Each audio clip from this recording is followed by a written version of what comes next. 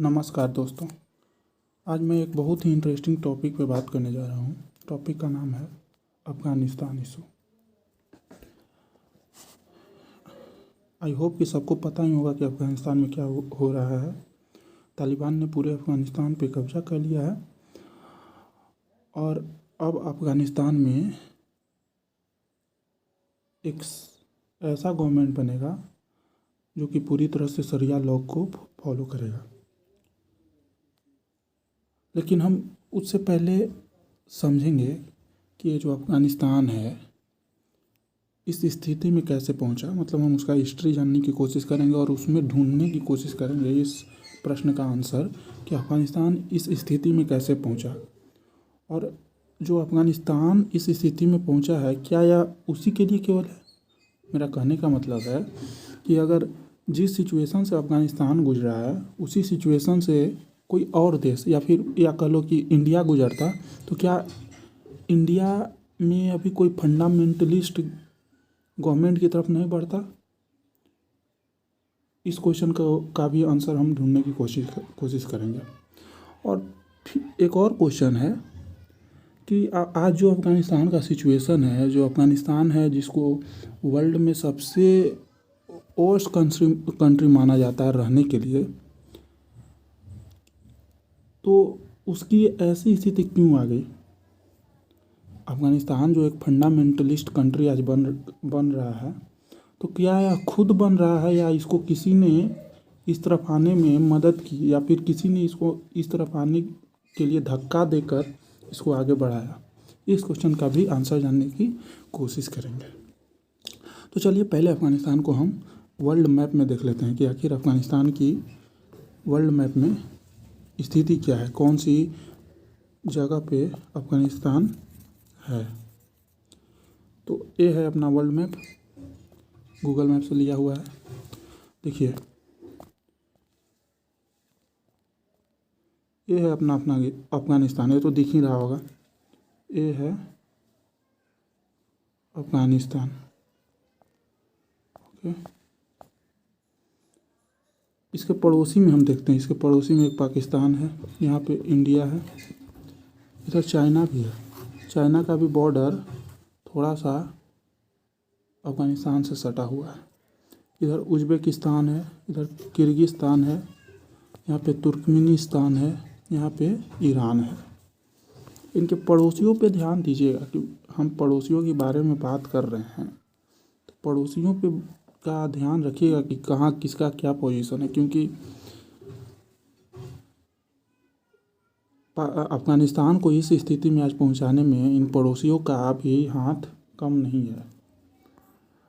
ठीक है, इसका स्थिति जानने के बाद हम देखते हैं कि अफ़गानिस्तान में किस समुदाय के लोग, किस तरह के समुदाय के लोग रहते हैं, क्या उसका धर्म है। तो एक तो बात एक बहुत ही ज़्यादा मतलब एक अच्छी बात है, मतलब कोई भी देश में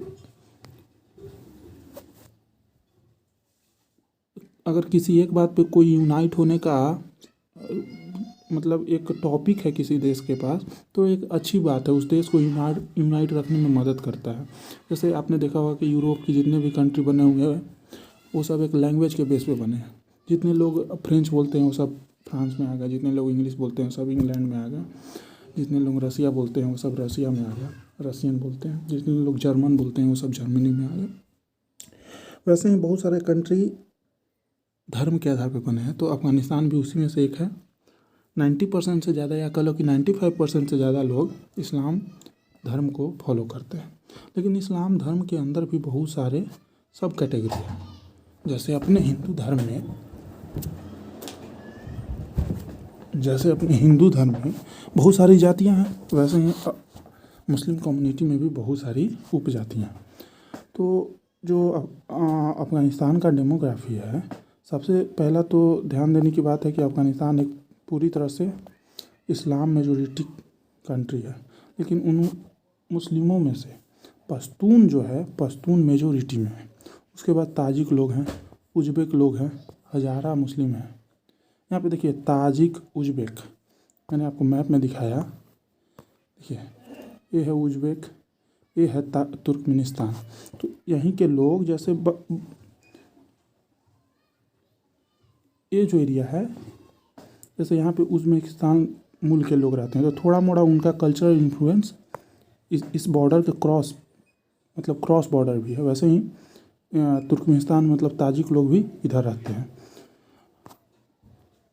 वैसे ही जो पश्तून लोग हैं, जो हमने बताया कि पश्तून लोग मेजोरिटी में हैं अफ़गानिस्तान में, तो वो लोग रहते हैं जो पाकिस्तान और अफ़गानिस्तान का बॉर्डर है, इसी के इर्द गिर्द बॉर्डर के दोनों तरफ पश्तून लोग रहते हैं।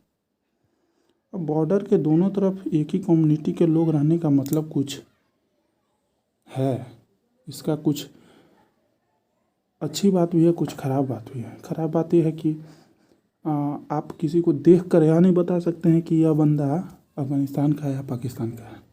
मतलब अगर कोई बंदा अफ़गानिस्तान में कोई टेररिस्ट एक्टिविटी किया और वो बॉर्डर क्रॉस करके पाकिस्तान में आ गया, अफ़गानिस्तान गवर्नमेंट ने पाकिस्तान गवर्नमेंट को कहा कि देखो भाई, मेरे यहाँ का एक आतंकवादी है, तुम्हारे यहाँ गया है, वो पश्तून जाति का है।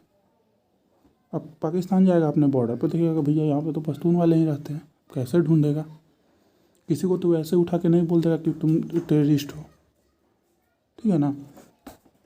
तो यह एक बेनिफिट है, क्योंकि पश्तून लोग ही तालिबान बने हैं। पश्तून के ही कुछ पश्तून समुदाय के ही लोग हैं, वही तालिबान जो ग्रुप है वो पश्तून लोगों का ही एक ग्रुप है। इसके बाद हम देखते हैं कि अफ़गानिस्तान जो है उसको एक बहुत बड़ा टैग मिला हुआ है। उस टैग का नाम है द ग्रे वॉयार्ड ऑफ एम्पायर्स। यह एक बहुत बड़ा टैग है जी। इसको आप एक पॉजिटिव भी कह सकते हो, निगेटिव भी कह सकते हो। निगेटिव इन द सेंस कि इसी कारण आज अफ़गानिस्तान वर्ल्ड का वर्स्ट कंट्री है रहने के लिए। मतलब इन्हीं लड़ाई झगड़ों में उजला रहा और आज तक हमेशा वहाँ पे डिस्ट्रक्शन ही हुआ है। अच्छा, अब ऐसा कहा क्यों जाता है कि the graveyard of empires?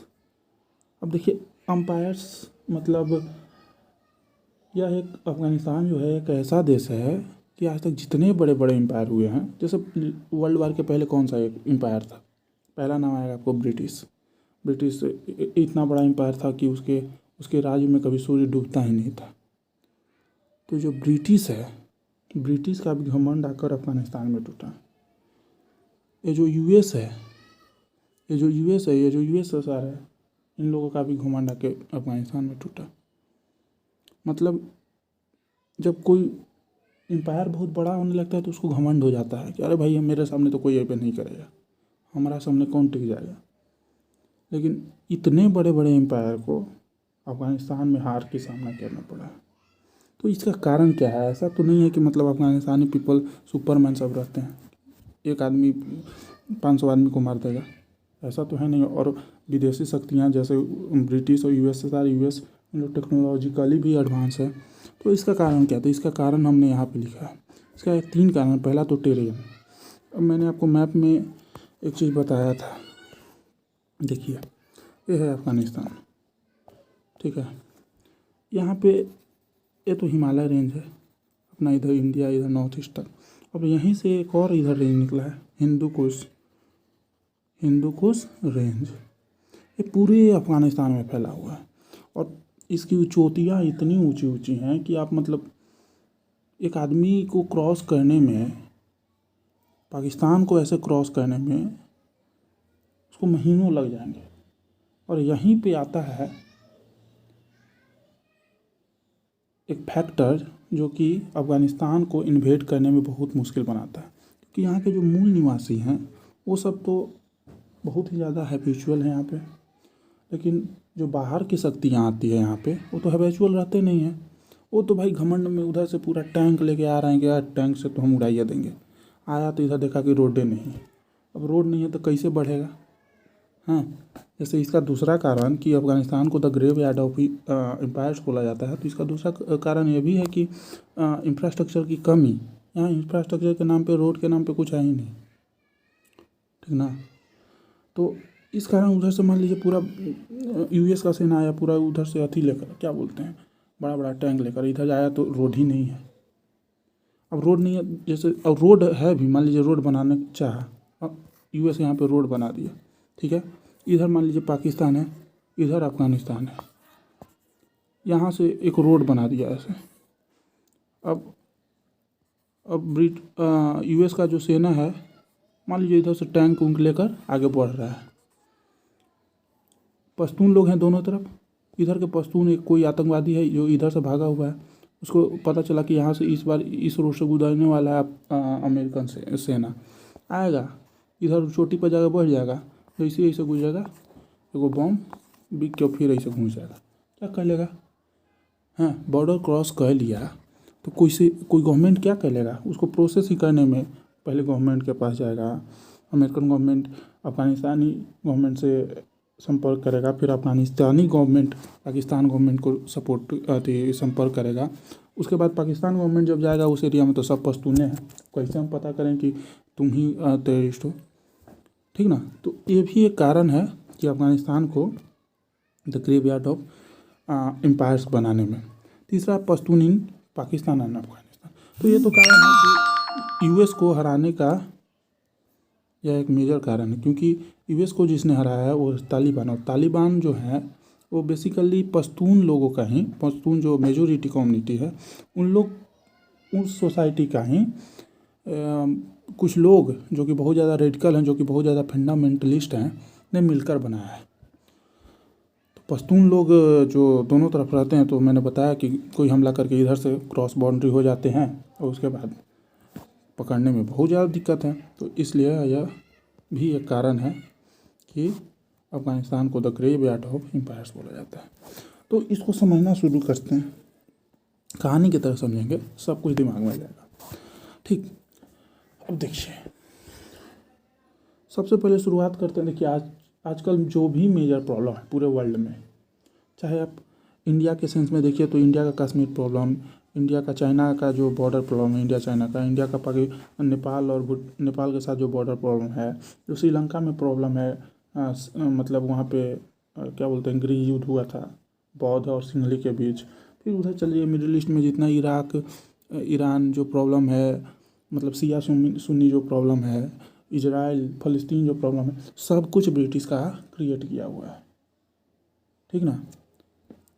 British मतलब क्या बोलते हैं, कॉलोनिस्ट के बारे में हम बात कर रहे हैं। ब्रिटिश मतलब केवल ब्रिटिश ही नहीं, जितना भी इस माइंडसेट के आदमी थे, जितना भी इस माइंडसेट के कंट्री थे, जैसे ब्रिटेन, पुर्तगाल, स्पेन, ये सब जाते समय जब इंडिपेंडेंस इन देशों को दे रहे थे तो इन लोगों को क्या करना था, पेपर लिए इस पर जैसे बाउंड्री बना दी, अब बाद में अब यहाँ के लोग भोग रहे हैं। तो हम सबसे पहले ब्रिटेन से ही समझना शुरू करेंगे कि ब्रिटेन को यहाँ पे कुछ इंटरेस्ट था या ब्रिटेन ने इसको ब्रिटेन कैसे हार गया, जो कि उस समय का सबसे बड़ा एम्पायर था। चलो, तो उसके लिए हम सबसे पहले मैप पे जाते हैं। देखो, मैप से समझ लेने के बाद मज़ा आ जाता है, मतलब फिर दिमाग में बैठ जाती है बातें। देखो, पहले तो हम आज़ादी के पहले चल गए हैं, तो ये जो पाकिस्तान और अफ़गानिस्तान है, पाकिस्तान और जो इंडिया है, इसके बीच में कोई बॉर्डर नहीं है, ठीक है। ये जो इंडिया है, इंडिया नहीं है, पाकिस्तान है, पाकिस्तान नहीं है, यहाँ पे ब्रिटिश है, ओके, ठीक। और यहाँ पे जो तुर्कमेनिस्तान है, उज़्बेकिस्तान है, किर्गिस्तान है, ये सब भी मतलब रशियन जो एम्पायर है, रशियन एम्पायर इतना दूर तक बढ़ गया था। अब इतना दूर तक जब बढ़ गया तो ब्रिटेन को टेंशन होने लगा। क्या टेंशन हुआ, उसके लिए, ब्रिटेन के लिए जितना भी उसके पास कॉलोनी था, तो ब्रिटेन के लिए जो इंडियन कॉलोनी था वो सबसे ज़्यादा इम्पोर्टेंट था, क्योंकि यहीं से लूट कर पूरे के पूरे लंदन को बसाया था ब्रिटेन ने। मतलब यहाँ की इकोनॉमी ब्रिटेन के आने के पहले, ब्रिटिश के आने के पहले 17% ऑफ वर्ल्ड जीडीपी था, और जाने के बाद 2%। समझ लीजिए कितना पैसा लूट कर ले गया सब ब्रिटिश इंडिया से। तो ब्रिटेन के लिए इंडिया एक बहुत ही ज़्यादा इम्पोर्टेंट कॉलोनी था। वो इंडिया को किसी भी कीमत पे खोना नहीं चाहता था। और उसने देखा कि एक भैया उधर से एक बहुत बड़ा एम्पायर, रशियन एम्पायर बढ़ते आ रहा है। रशियन एम्पायर यहाँ से ऐसे ऐसे ऐसे इतना बड़ा रशियन एम्पायर बढ़ते आ रहा है, इसको डर लग गया कि रसिया शायद इंडिया पे भी कब्जा कर लेगा। तो उसके लिए ब्रिटेन जो है सोचा कि देखिए ब्रिटेन बेसिकली यहीं तक था, इसके इधर तो बहुत ज़्यादा हिंदू कुश पर्वत था, बहुत ज़्यादा टेरेन था, यहाँ पे ज़्यादा मतलब खेती बाड़ी भी नहीं होता था, यहाँ पे कुछ मतलब ब्रिटेन को उतना ज़्यादा इंटरेस्ट नहीं था। तो इसने यहाँ तक इन्वेड कर कर ब्रिटेन ने, और आगे का जितना भी एरिया है उस समय तक कोई मतलब एक अफगानिस्तान कंट्री नाम के लोग कोई देश नहीं था। यहाँ के बाद जितना आगे का कंट्री है, जितना आगे का जगह है, वही बाद में मिलकर अफगानिस्तान बना। उस समय तक ये जो पूरा एरिया है इसमें बहुत सारे ट्राइब्स, वही जो पश्तून हैं, जो तजिक हैं, वो सब अपने अपने एरिया में अपने आप को कंट्रोल करते थे, सब अपने में लड़ते रहते थे। ऐसे ही सिंपल जैसे पहले इंडिया में होता था, बहुत सारे राज्य है सब अपने में लड़ते जा रहा है, तो वही होते रहता था इधर। तो ब्रिटेन यहाँ पे शुरू में इंटरेस्टेड नहीं था, तो ब्रिटेन ने क्या किया कि यहाँ तक पाकिस्तान तक कब्जा कर कर आगे का जितना भी जगह है उसको छोड़ दिया। लेकिन जब उसने देखा, ब्रिटेन ने जब देखा कि अरे भैया रसिया बढ़ रहा है, रसिया हमारे इंडिया जो सब कॉन्टिनेंट है, जो इंडिया सब कॉन्टिनेंट कॉलोनी है ब्रिटेन का, उस पर ख़तरा बन सकता है। तो इसने सोचा कि चलो हम इन्वेड ही कर लेते हैं, इसको इन्वेड कर लेंगे तो एक बफर जोन बन जाएगा। बफर जोन बन जाएगा तो मतलब रसिया अगर हमला भी करता है तो पहले तो यहाँ का टेरेन बहुत हार्श है, इसको क्रॉस करने में बहुत देर लगेगा, और कुछ तो हम अपना आर्मी इधर रखे रहेंगे तो उससे लड़ेगा तो उसमें भी देर लगेगा। तो इस तरह से हमको लड़ने का, अपने आप को प्रिपेयर करने का बहुत ज़्यादा समय मिल जाएगा और हम रशियन एम्पायर को अच्छा से सामना कर पाएंगे। तो इस इंटेंशन से ब्रिटेन ने अफगानिस्तान पे हमला किया, इसको कब्जा करने के लिए। पहली बार हमला किया 1838 में। भाई इतना बड़ा एम्पायर था, गया सोचा कि ब्रिटेन सोचा कि अरे सब तो ट्राइबल ग्रुप है, ऐसे ही गया लड़ने। लेकिन ट्राइबल ग्रुप सब बताया कि भैया देखो हम इस जगह का मूल निवासी है, हमको सब पता है कि कहाँ पे टनल है, कहाँ पे नेचुरल टनल है, कहने से घुस के जाना है। उसको मतलब भयंकर वाला हार दिखाया। ब्रिटेन को अफगानिस्तान के लोग हरा दिया 1838-42 में। उसके बाद दूसरा अटेम्प्ट किया 1878-80 में। इस बार पूरी तरह से तैयार होकर ब्रिटेन अफगानिस्तान पे हमला किया। इस बार ब्रिटेन जीत गया और अफगानिस्तान जो था उसको प्रोटेक्टोरेट ऑफ ब्रिटिश बना दिया। जैसे अफगानिस्तान को पर ब्रिटेन को कब्जा थोड़ी ना करना था, उसको तो चाहिए था कि एक बफर जोन बन जाए और अफगानिस्तान का जो मिलिट्री, जो फॉरेन पॉलिसी है, वो सब मेरे कंट्रोल में आ जाए। मतलब अफगानिस्तान अपने से डिसीजन ना ले पाए कुछ। तो उसने अफगानिस्तान को प्रोटेक्टोरेट ऑफ ब्रिटेन बना दिया और मिलिट्री एंड फॉरेन जो पॉलिसी है उसको अपने हाथ में ले लिया, इन ब्रिटेन कंट्रोल। तो ये जो है पहले हारा, फिर जीता, फिर हारा। तीसरा बार जब हमला किया 1919 में तो ब्रिटेन हार गया, ठीक ना, क्योंकि इस बार शायद वो लोग ज़्यादा अच्छे से प्रिपेयर होंगे, अफगानिस्तान वाले सब ट्राइबल ग्रुप अपने आप में यूनाइट हो गए होंगे। तो ये जो था कि पहले ब्रिटेन जो है हारा, फिर जीता, फिर हार गया, तो इसको बोला जाता है द ग्रेट गेम। इतना दिनों में, जैसे 1838 से जो युद्ध शुरू हुआ था, 1919 आ गया।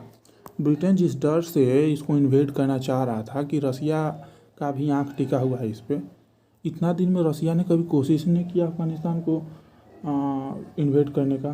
तो इसको लगा कि हम भाई गलत सोच रहे हैं, रसिया को यहाँ पे कुछ इंटरेस्ट नहीं है। यह तो पहला कारण। और दूसरा कारण यह था कि देखिए यहाँ पे टाइम 1919 है, 1919 मतलब वर्ल्ड वार पहला ख़त्म हुआ है, और वर्ल्ड वार में भाई युद्ध लड़ा था ब्रिटेन, तो उसको तो बहुत ज़्यादा खर्चा हुआ था, इकोनॉमी उसका डगमगा गया था। तो ये हुआ, और आगे कोई युद्ध मतलब अफगानिस्तान में झेल नहीं सकता था। और शायद ब्रिटेन का हार का कारण यह भी रहा होगा, क्योंकि वर्ल्ड वार में ब्रिटेन जो है बहुत ही ज़्यादा इकोनॉमिक लॉस रहा था। तो इन कारणों से ब्रिटेन ने सोचा कि देखो रसिया इंटरेस्टेड है नहीं इसमें, तो काहे ला हम इस पे ऐसे झूठों का मतलब हमला कर रहे हैं। उसने अफगानिस्तान को 1921 में इंडिपेंडेंट राज्य बना दिया।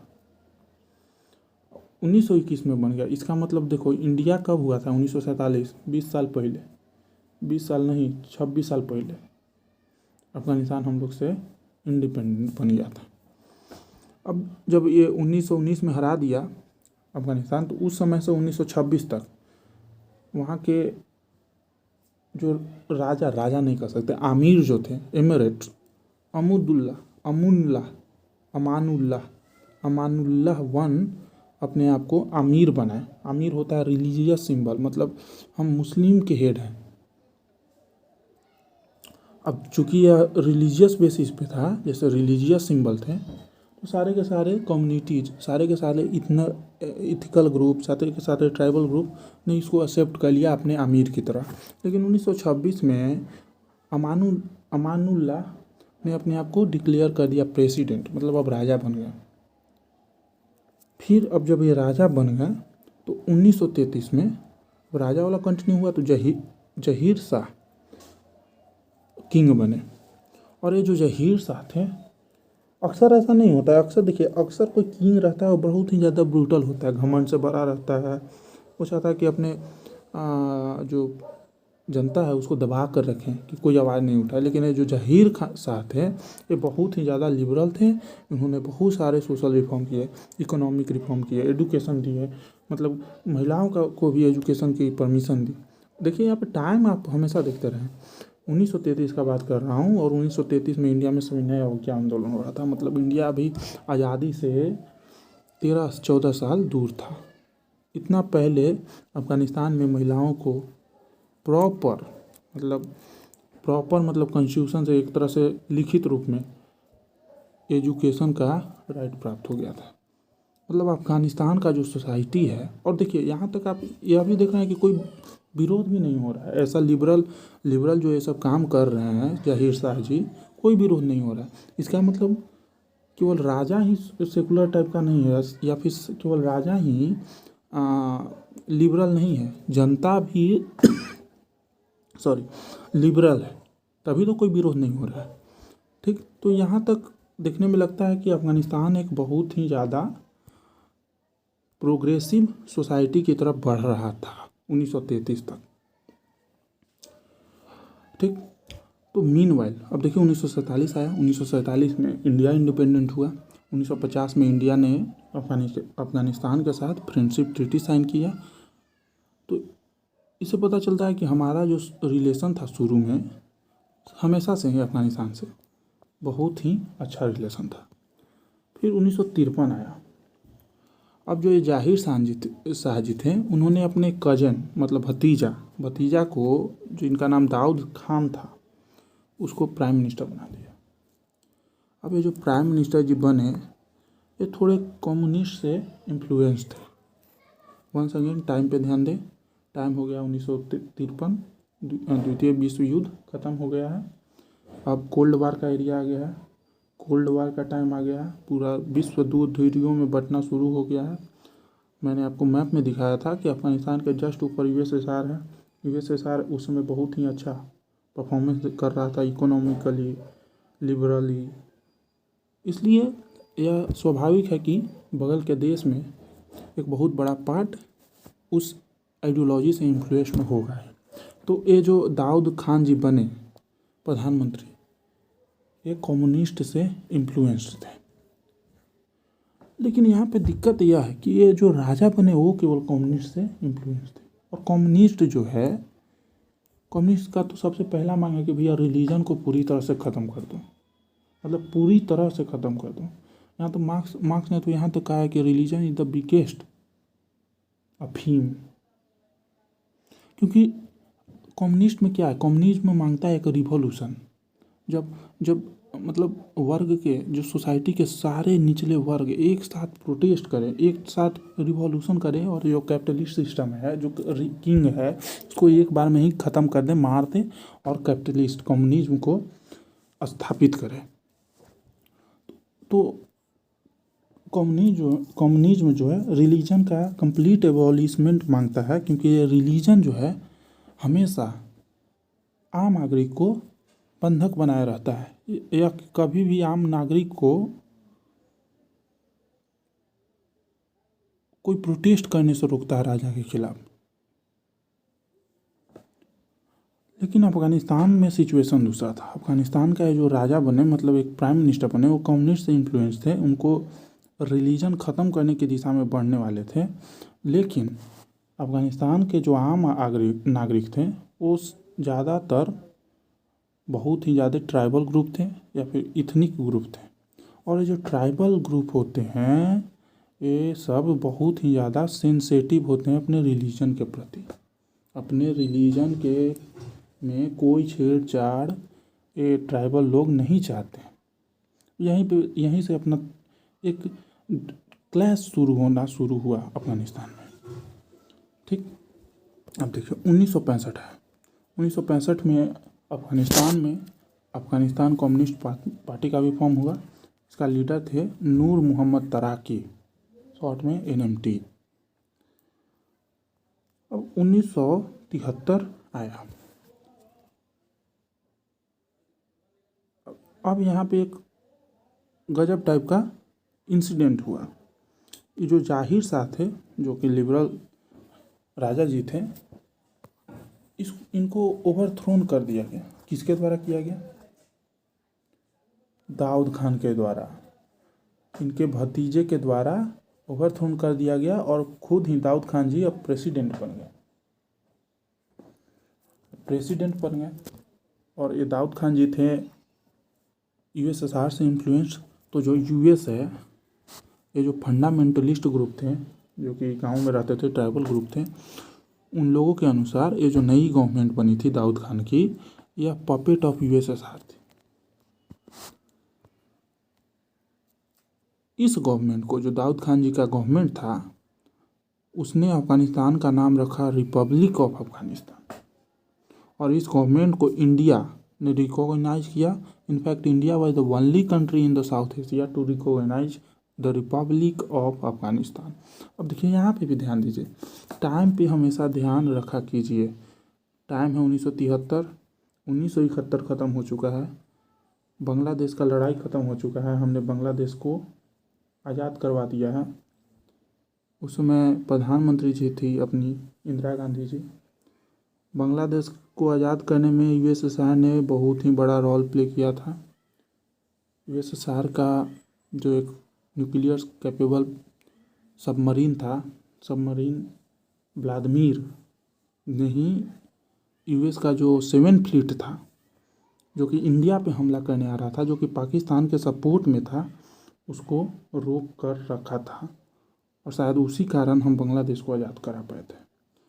इसलिए मतलब इंडिया के जो गवर्नमेंट था उसमें वह थोड़ा USSR की तरफ इन्फ्लुएंस था। इसीलिए इंडिया जो है साउथ एशिया में एक ही कंट्री बना जिसने इस रिपब्लिक ऑफ अफगानिस्तान को रिकॉग्नाइज किया।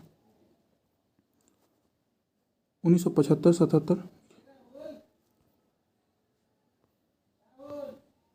ओके, तो इस तरह से 1973 में जाहिर शाह की गवर्नमेंट ख़त्म हुई और दाऊद खान प्रेसिडेंट ऑफ अफ़गानिस्तान बने और इस तरह से रिपब्लिक ऑफ अफ़गानिस्तान का स्थापना हुआ।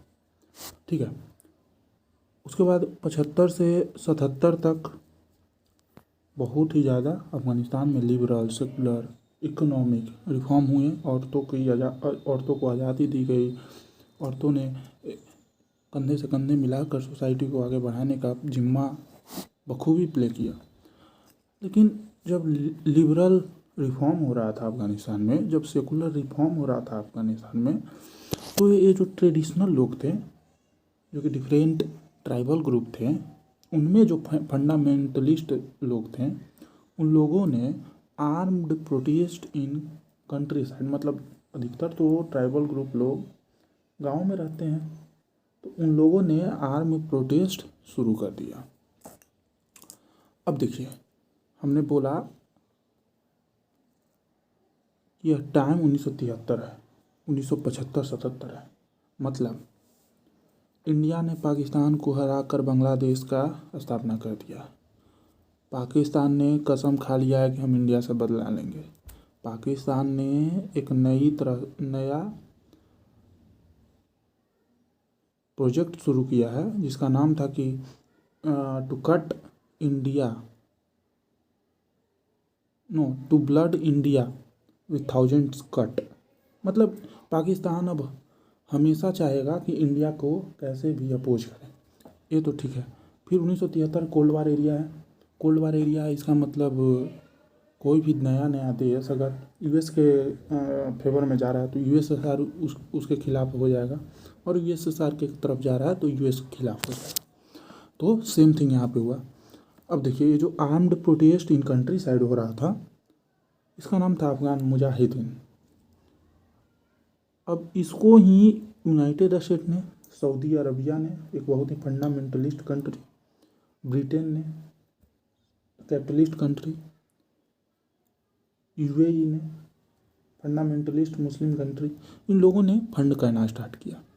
किसके थ्रू? बगल का कौन कंट्री है? अपना पुराना भाई, पिछड़ा हुआ भाई, नल्ला नल्ला के थ्रू इन लोगों ने फंड करना इसको स्टार्ट किया।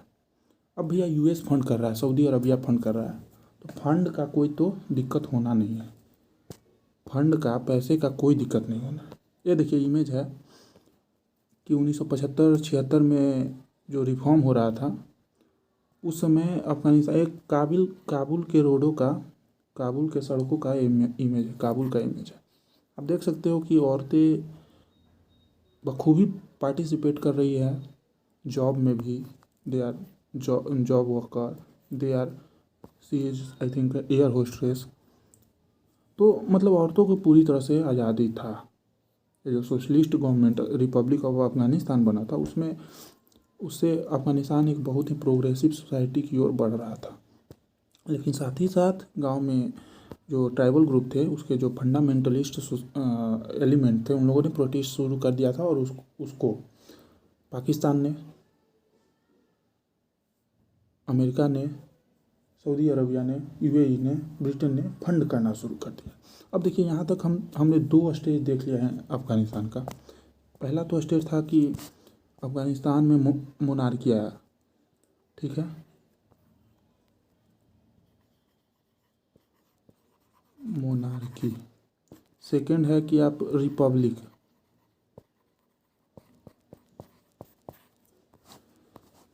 दो स्टेज से गुजर चुका है अफगानिस्तान।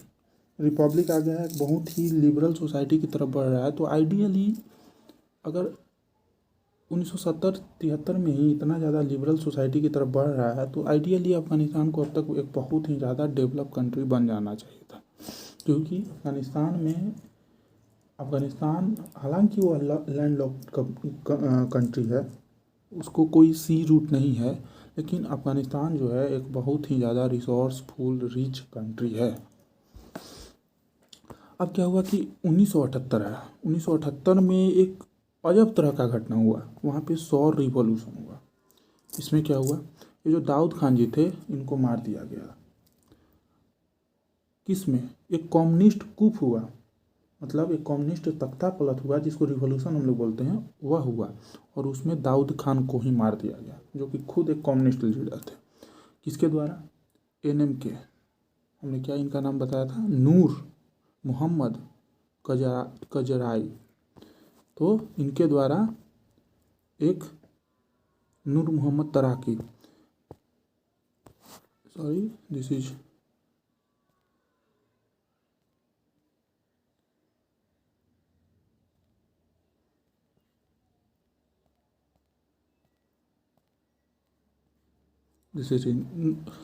नूर मोहम्मद तराकी। तो एक कूप हुआ, नया प्रेसिडेंट कौन बन गए? नूर मोहम्मद तराकी। नूर मोहम्मद तराकी कौन थे? जो 1965 में कम्युनिस्ट पार्टी ऑफ अफगानिस्तान बना था उसका प्रेसिडेंट थे।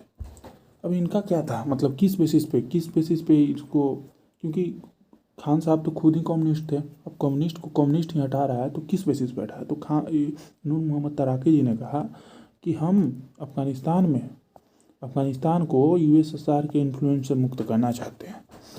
Independence from USSR influence and Afghanistan में हम स्थापित करने चाहते हैं इस्लामिक शरिया लॉ। पहला ब्रेक थ्रू मिला अफगानिस्तान को। एक बहुत ही लिबरल सोसाइटी की तरफ बढ़ रहा था और एक बहुत ही अनएक्सपेक्टेड कोप में एक ऐसे आदमी के द्वारा जो कि खुद कम्युनिस्ट पार्टी ऑफ अफगानिस्तान का स्थापना किया था।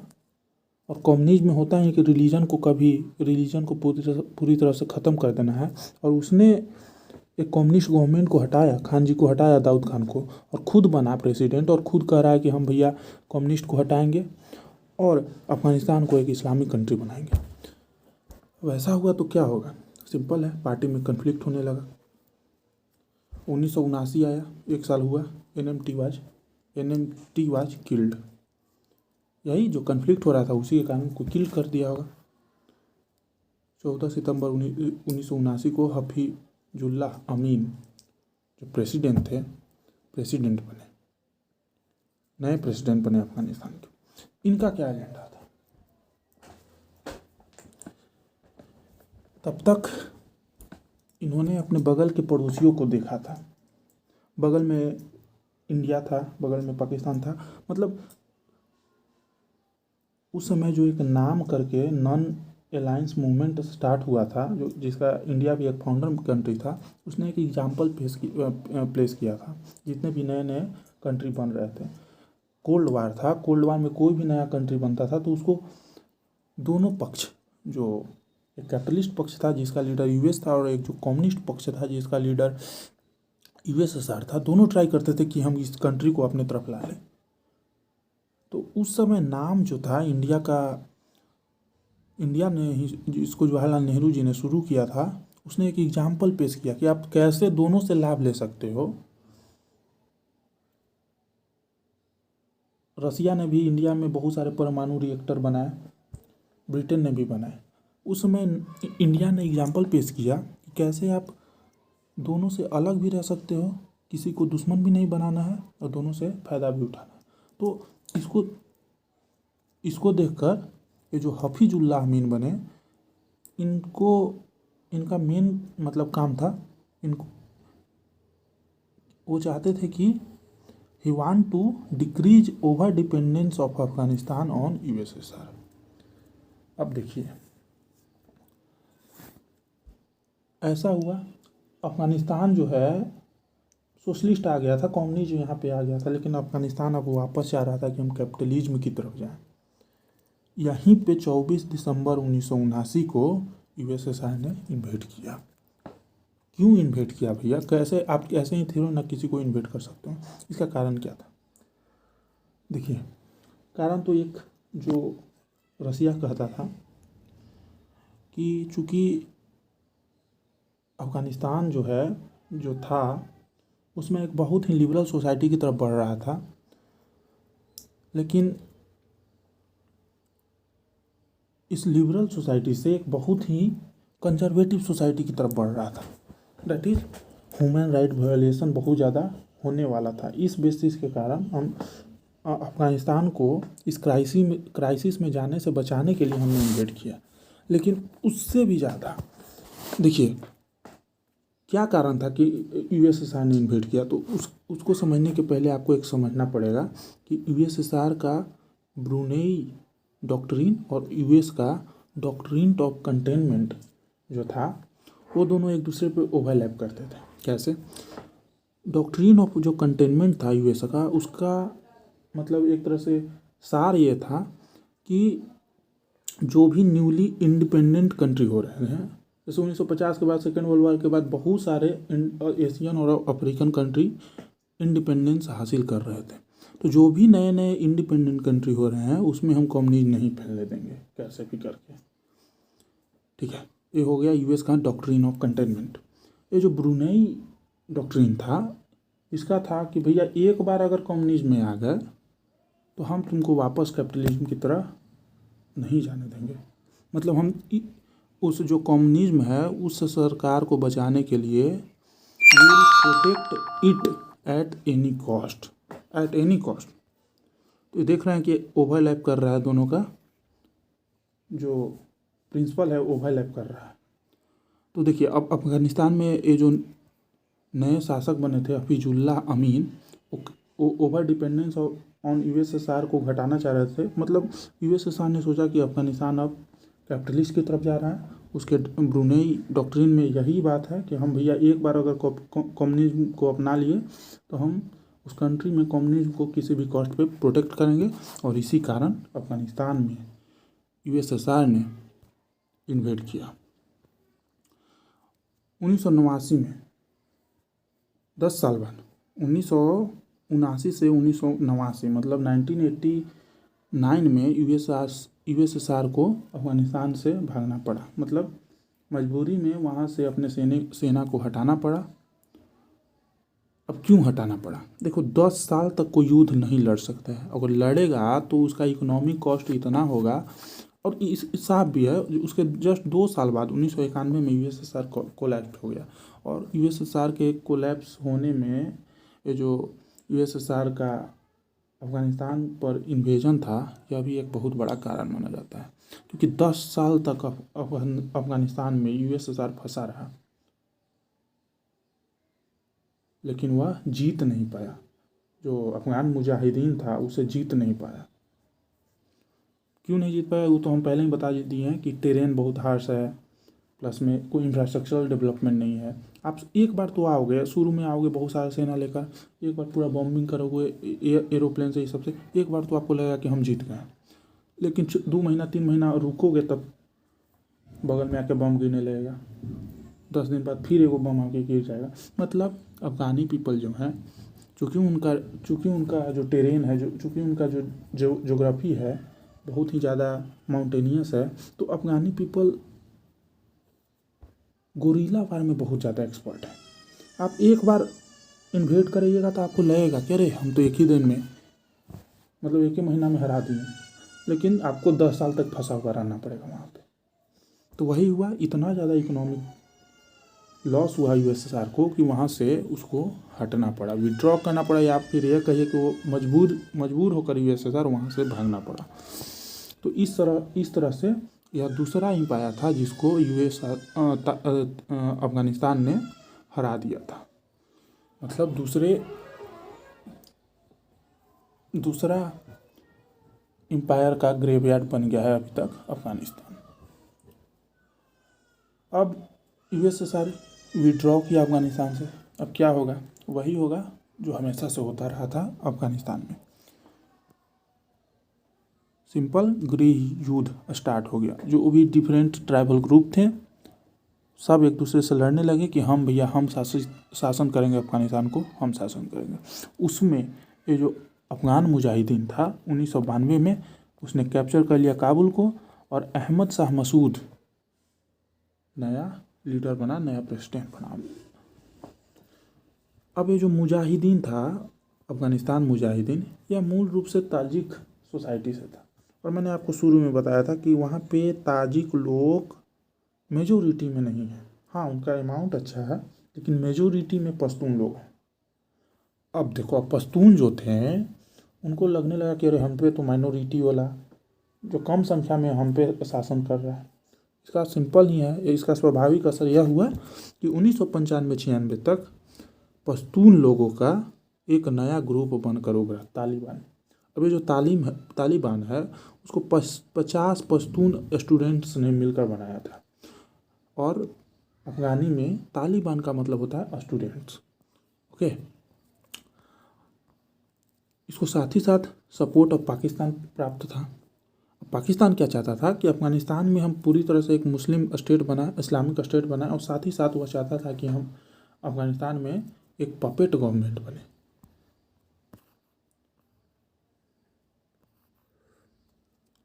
इसका लीडर था तालिबान का मुल्ला उमर, को फाउंडर था मुल्ला गनी बरादर।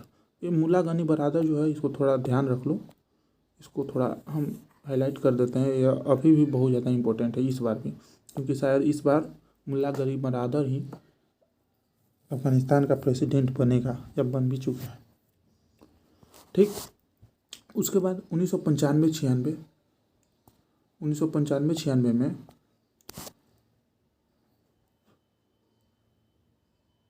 ये जो तालिबान है, देखिए अभी तक मुजाहिदीन ने पहले कब्जा किया, लेकिन ये तालिबान जो मेजोरिटी में थे, जो पश्तून लोग मेजोरिटी में थे, इसका एक तालिबान ग्रुप बना जिसको सपोर्ट प्राप्त था पाकिस्तान से।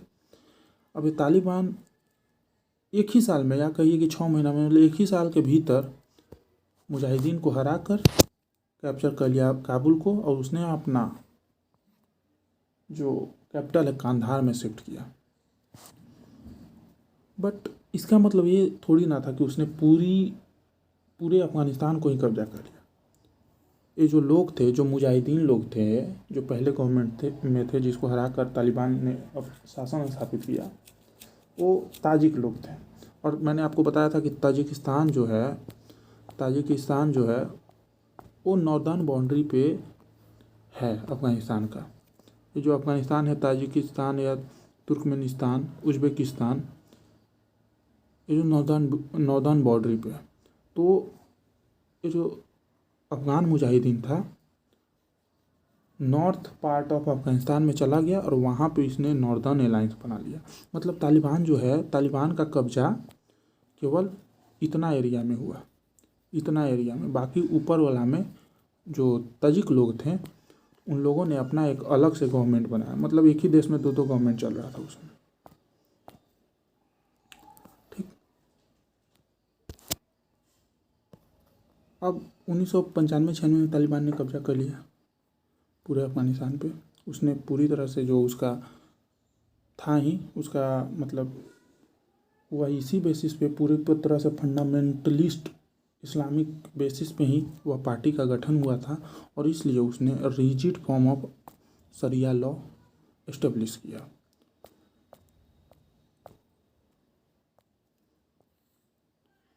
उसके बाद तालिबान के शासन में औरतों को कोई आज़ादी नहीं, no freedom, no education for women. यहाँ तक कि वुमेन को घर से बाहर भी निकलना होता था तो उसको एक गार्जियन के साथ निकलना होता था, वो भी गार्जियन जो है वो मेल होना चाहिए। मतलब आप समझ सकते हो, औरतों को तालिबान ने एक सामान की तरह ट्रीट किया। माइनॉरिटी का तो डिस्क्रिमिनेशन होना स्वाभाविक है, वहाँ पे हिंदू भी रहते हैं, हालांकि बहुत कम नंबर में हिंदू रहते हैं, सिख रहते हैं। माइनॉरिटी का discrimination, human right violation Taliban के राज का सच, कड़वा सच है। यहाँ तक कि कहा जाता है कि तालिबान ने माइनॉरिटी के लिए एक ऑर्डर निकाला था कि जो भी माइनॉरिटी हैं अपना वेशभूषा में या फिर कोई ऐसा धार्मिक चिन्ह हमेशा पहने रहें जिससे आम तालिबानी लोगों को, आम अफ़गानी लोगों को यह पता चले कि यह जो बंदा है यह हमारे सोसाइटी का नहीं है, किसी और की सोसाइटी का है। और यह जो बात है, जो नाजी जो थे, हिटलर जो था, हिटलर के गवर्नमेंट में यही हुआ करता था। हिटलर ने भी सेम तरह के आदेश निकाले थे। उसने यहूदियों से कहा था कि सारे यहूदी हमेशा पब्लिक प्लेस पर एक चैन पहना रहें जिसमें एक स्टार लगा हुआ हो, जिससे आम जर्मन लोग यह पता लगा सकें कि जो सामने वाला बंदा है यह यहूदी है। तो समझ सकते हैं इस लेवल का डिस्क्रिमिनेशन स्टार्ट हो गया अफ़गानिस्तान में।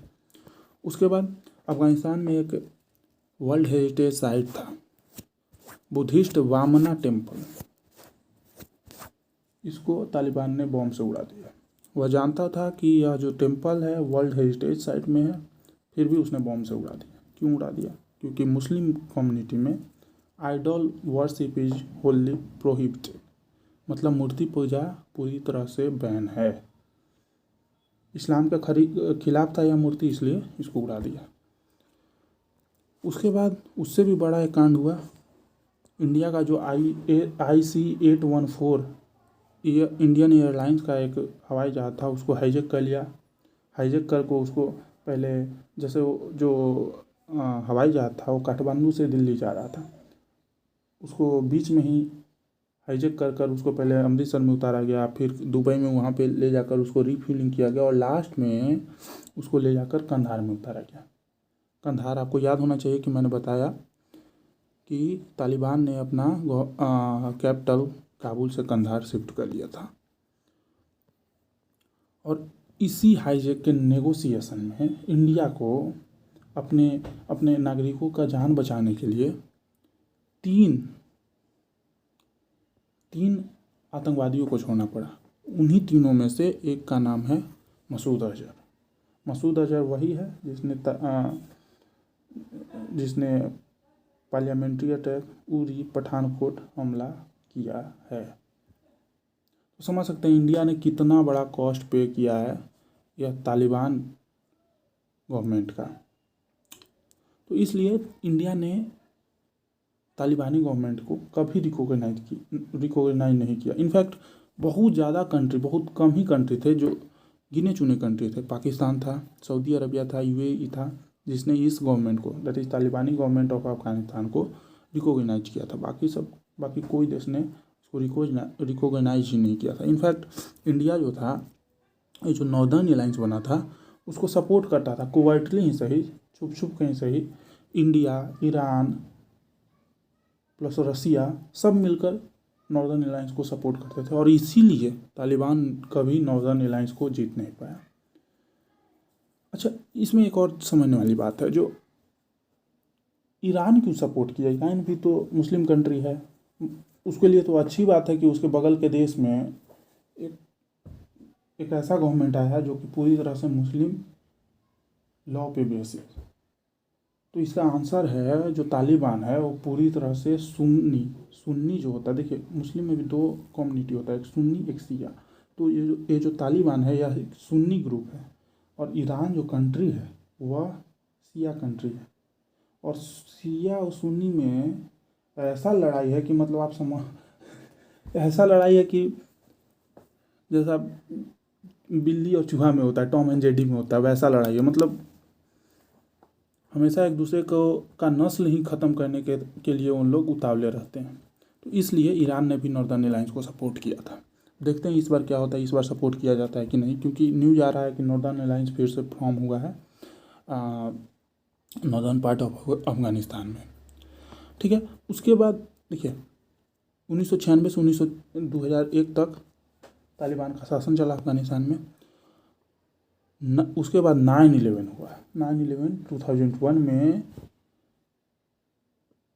एक Afghanistan based terrorist group, that is Al Qaeda, चूँकि तालिबान के कंट्री में, देखिए तालिबान के कंट्री में तालिबान के समय में, एम्पायर में बहुत सारे नए नए टेररिस्ट ग्रुप भी बने, क्योंकि ऐसा इन्वायरमेंट ही था। उन्हीं में से एक था अल-कायदा, जिसका लीडर था Osama bin Laden.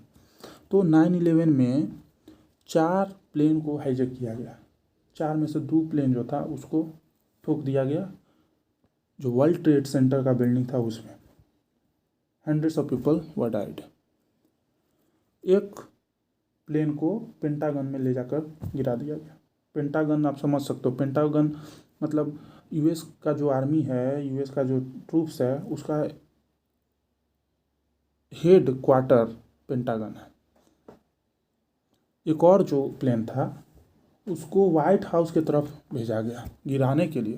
Thanks God के बीच में ही उसको गिरा दिया गया। लेकिन अमेरिका ने पहली बार टेररिज्म का ऐसा रूप दिखा।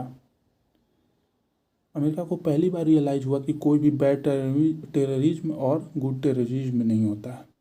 जैसा कि अमेरिका ने ही ना अफगान मुजाहिदीन को खड़ा किया था।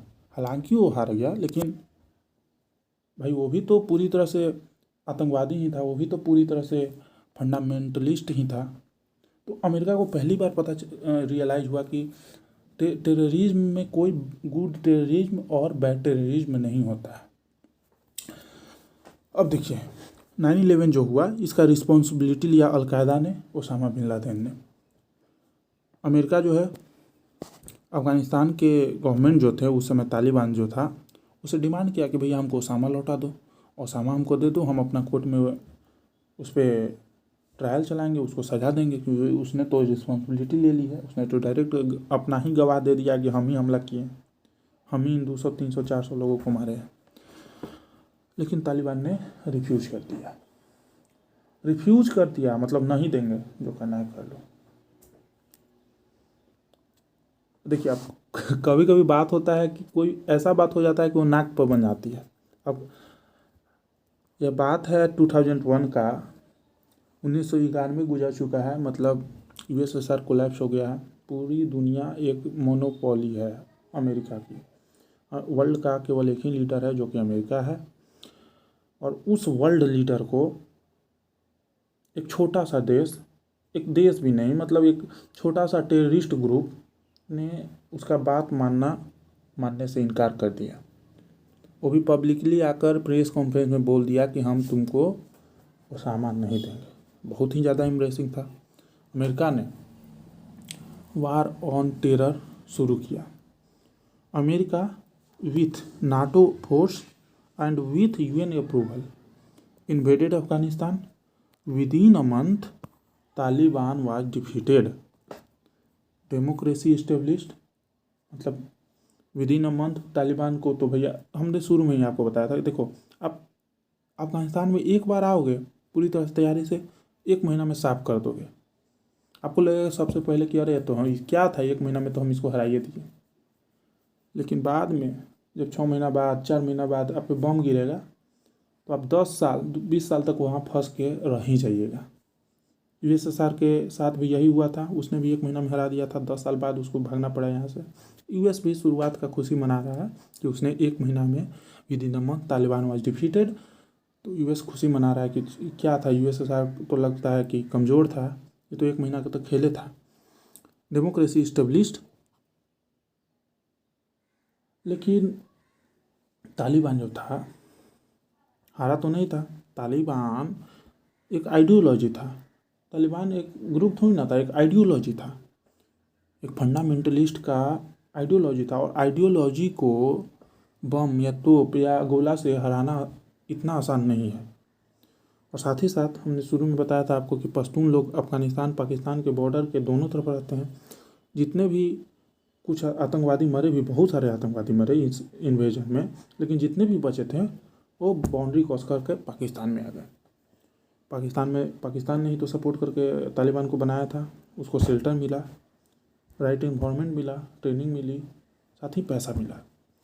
अब देखिए, अब जब यहाँ पे डेमोक्रेसी एस्टेब्लिश हो गया, पीपुल ने इलेक्ट किया, पीपुल वहाँ पे कॉन्स्टिट्यूशन बना, वहाँ पे पार्लियामेंट चलने लगी, तो इंडिया ने सोचा कि अब अफगानिस्तान में स्टेबिलिटी रहेगी। और इंडिया ने ह्यूज इन्वेस्टमेंट किया अफगानिस्तान में, लगभग 3 बिलियन का। 3 बिलियन में बहुत सारे, जैसे देखिए पार्लियामेंट बिल्डिंग जो है अफगानिस्तान का, जिसको लोकतंत्र का मंदिर कहा जाता है, उसको भी इंडिया ने बनाया। सलमा डैम, देखिए एक बात हम भूल जाते हैं हमेशा।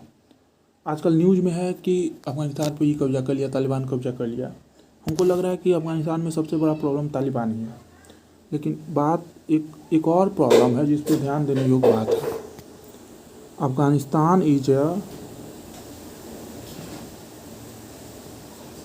अफगानिस्तान जो है वह एक वाटर प्रॉन स्टेट भी है। मतलब वहाँ पे वाटर की बहुत ही ज़्यादा क्राइसिस है, पानी पीने की बहुत ज़्यादा क्राइसिस है, सिंचाई की बहुत ज़्यादा क्राइसिस है।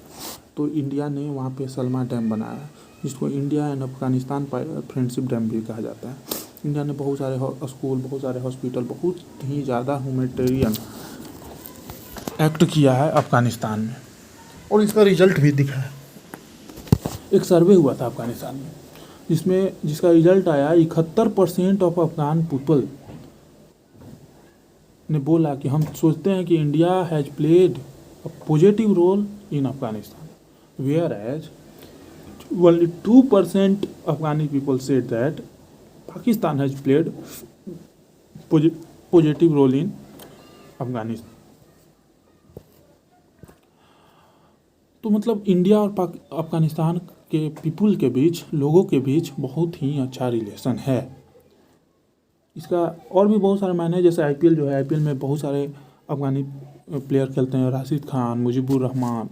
इनफैक्ट जो अफगानिस्तान का क्रिकेट है उसका होम ग्राउंड इंडिया ही है। जैसे पाकिस्तान में कोई क्रिकेट खेलने नहीं जाता है तो पाकिस्तान का होम ग्राउंड है यूएई, वैसे ही अफगानिस्तान का होम ग्राउंड है इंडिया। और इंडिया का हम पर्टिकुलरली बोलें तो नोएडा शहर में एक स्टेडियम उसके। तो ये जो हल्का ऑरेंज है, इस सब पे लड़ाई चल रहा है, या फिर ये कह लो कि इस पे दोनों का कंट्रोल है। गवर्नमेंट का भी कुछ पार्ट में कंट्रोल है, कुछ पार्ट में तालिबान का कंट्रोल है। अब आप ये दूसरा फिगर देखिए अगस्त 14 का, मई अप्रैल मई जून, मई अप्रैल मई जून जुलाई अगस्त, 3 महीना, 3 महीना में ये जो पूरी तरह से ऑरेंज है वो कितना पार्ट में पड़ गया। मतलब पूरा वर्ल्ड अचंभित है जिस रेट से तालिबान ने अफ़गानिस्तान को कंट्रोल किया। पूरे वर्ल्ड को लग रहा था कि ये जो अमेरिका के द्वारा ट्रेनिंग की गई सोल्डर हैं अफ़गानिस्तान के, उन लोग ज़रूर फाइट करेंगे। और इनफैक्ट देखिए जो बाइडन जी हैं उनसे क्वेश्चन किया गया कि कितना जल्दी अफ़गानिस्तान तालिबान के हाथ में जा रहा है। तो बाइडन ने क्या कहा जानते हैं? बाइडन ने कहा कि यह कभी होगा ही नहीं। उसके बाद क्वेश्चन पूछा गया कि क्यों नहीं होगा।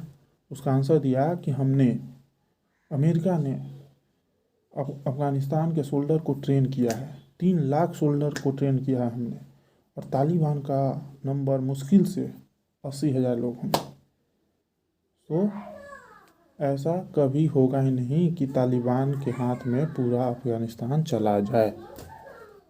फिर एक और क्वेश्चन पूछा गया कि क्या ऐसा भी सिचुएशन आएगा कि अमेरिका को अफ़गानिस्तान से अमेरिकी लोगों को एयरलिफ्ट करना पड़ेगा। मतलब क्या ऐसा भी कोई सिचुएशन आएगा कि चारों तरफ से तालिबानी लोग घेरे रहेंगे बंदूक लेकर, और बीच में से जहाँ पे अमेरिका का कंट्रोल होगा वहाँ से मजबूरन अपने लोगों को एयरलिफ्ट करना पड़ेगा। बाइडन ने कहा कि यह पॉसिबल ही नहीं है। वंस अगेन सेम आंसर, क्योंकि हमने इतना 3 लाख सोल्डर को ट्रेन किया है जो कि हमेशा जीतेंगे, तालिबान से कभी हार ही नहीं सकते। लेकिन आज क्या हुआ देखिए, अमेरिका एयरपोर्ट से अपने लोगों को निकाल कर ले जा रहा है।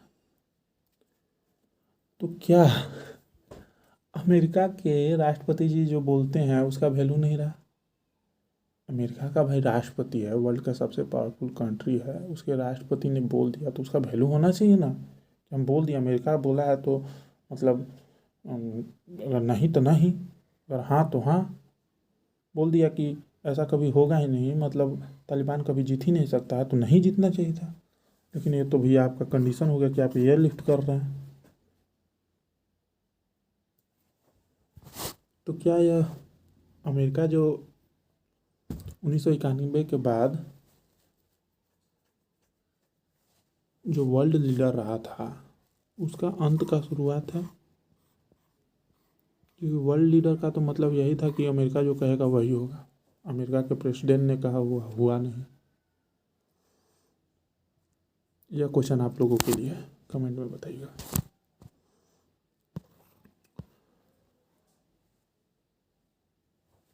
दूसरी बात, यह भी एक ऑब्जर्व किया हुआ बात है कि क्या इस बार का तालिबान में कुछ चेंज है? तालिबान इस बार कुछ मॉडिफाई हो गया है? तो मैं कहूँगा कि आइडियोलॉजिकली तो कोई चेंज हुआ नहीं है भैया। इस बार भी शरिया लॉ लागू होगा, कोई रोक ही नहीं सकता है। लेकिन इस बार जो तालिबान है वह एक चीज़ सीखा है, वह वह इंटरनेशनल रिकॉग्निशन के लिए बहुत ही ज़्यादा सेंसिटिव है। क्योंकि वह पिछली बार के एक्सपीरियंस से समझ गया है कि देखिए पिछली बार क्या हुआ था, 1996 से 2001 वाले तालिबानी गवर्नमेंट में केवल 3 देशों ने रिकॉग्नाइज किया था अफगानिस्तान के गवर्नमेंट को, Pakistan, UAE and Saudi Arabia. इस कारण तालिबान का गवर्नमेंट टिक नहीं पाया। तो इस बार तालिबान जो है अपने इंटरनेशनल रिकॉग्निशन या फिर कहो कि अपने इमेज के लेकर बहुत ही ज़्यादा सेंसिटिव है। इसीलिए उसने कहा कि कोई भी लोगों को डरने की ज़रूरत नहीं है अफ़गानिस्तान में। हमारा जो काम था इस्लामिक देश बनाने का वो पूरा हो गया है। अब हम अपना बंदूक छोड़ देंगे और अफ़गानिस्तान एक शांति प्रिय देश की तरफ बढ़ेगा। अफ़गानिस्तान में माइनॉरिटीज़ सुरक्षित हैं, औरतों को एजुकेशन का राइट मिलेगा, औरतें अपनी आम नागरिक आसानी से जी सकते हैं। और साथ ही साथ इंडिया के लिए तालिबान ने बोला है कि तालिबान कभी कश्मीर के मामले में दखल नहीं देगा, क्योंकि यह इंडिया का इंटरनल मैटर है। साथ ही साथ उसने इंडिया को इनवाइट किया है कि आप अफगानिस्तान में आइए और इन्वेस्ट कीजिए। साथ ही साथ उसने इंडिया को कहा है कि आप आइए, तालिबान ने इंडिया को कहा है कि आप आइए और अफगानिस्तान में इन्वेस्ट कीजिए। और साथ ही साथ उसने एश्योर किया इंडिया को कि इंडियन जो इन्वेस्टमेंट है उसका कोई भी उस पर वह पूरी तरह से सुरक्षित हाथों में है। वह अफगानिस्तान के पीपुल के लिए बनाया गया है, जो कि इंडिया का एक बहुत ही अच्छा कार्य है और उसको किसी भी प्रकार की हानि नहीं पहुंचाई जाएगी। तो आप देख सकते हैं कि इस बार थोड़ा थोड़ा तो बदला हुआ लग रहा है अफगानिस्तान।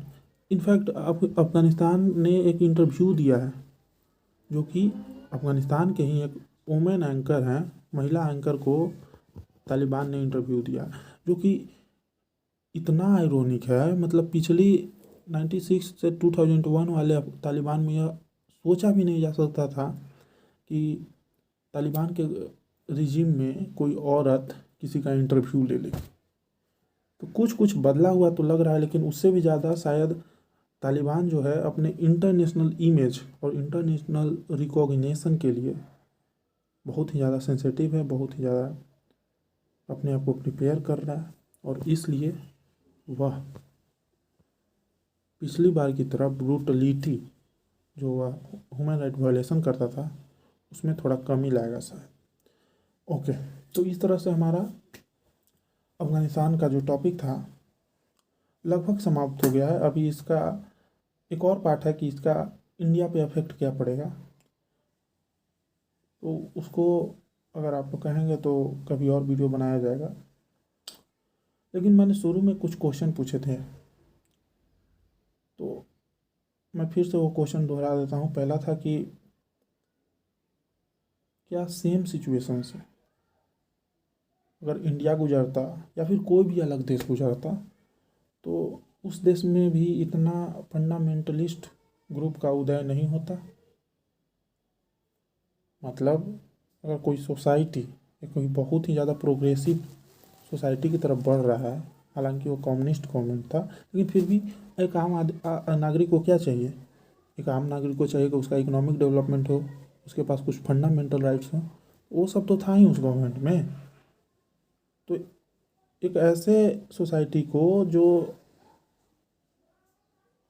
एक बहुत ही ज़्यादा प्रोग्रेसिव सोसाइटी की तरफ बढ़ रहा था, उसको ऐसे ऐसे सिचुएशन में डाला गया कि मतलब यूएसएसआर और यूएस के खींचातानी में, कोल्ड वार के समय उन दोनों के खींचातानी में एक देश कैसे पूरा का पूरा देश कैसे बिखर गया। एक ऐसा देश जो कि मतलब इंडिया से पहले भी आज़ाद हो गया था, इंडिया से पहले जहाँ के औरतों को पढ़ाई मिलना मुमकिन हुआ था, वह देश आज ऐसे स्थिति में पहुंच गया है जहाँ पे औरतों को घर से बाहर भी निकलना है तो एक मेल गार्जियन के साथ ही निकलना है। तो इसका क्वेश्चन आप लोग ही दीजिए कमेंट में कि क्या सेम सिचुएशन से कोई अलग देश गुजरता तो क्या उसका भी ऐसा हल होता। तो इसी के साथ मैं आज का वीडियो ख़त्म करता हूँ। Thank you. जय हिंद।